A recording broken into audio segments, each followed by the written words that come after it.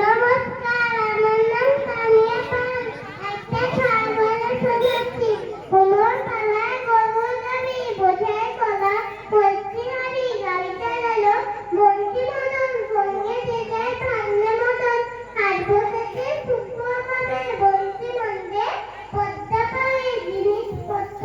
জুটিয়ে এনে গ্রামের মানুষ নেচে কিনে উঠছে বেগুন, পটল মুলো, বেটে বোনা, ধামাগুলো, সর্ষে ছোলা, ময়দা আটা, শীতের রিপা,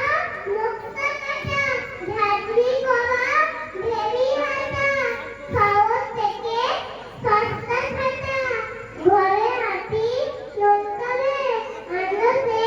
চাচিলে, অন্নদানা, পথে বসে,